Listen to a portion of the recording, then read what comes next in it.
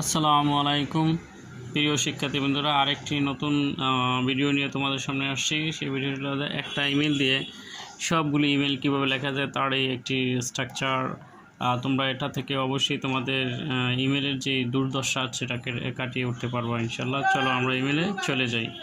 তো সেক্ষেত্রে ইমেলের যে সিস্টেমটা সেটা অবশ্যই প্রথমে লিখতে হবে কি ফ্রম, মানে যিনি লিখবে সেই তার নামটা হবে, তার নামটা লিখতে, যেমন আমি একটা নামে মেনশন করছি শিশির।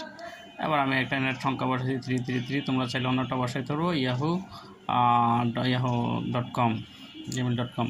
তারপর হলো কি যে টু, মানে যার কাছে পাঠানো তার নাম ধরলাম সুনীল 444। এখানে আমি একটা সংখ্যা বসাইছি, নামও আমি বসাইছি। তোমরা তাহলে চাইলে তোমাদের যার কাছে পাঠাবে তার নামটা দিতে হবে yahoo.gmail.com।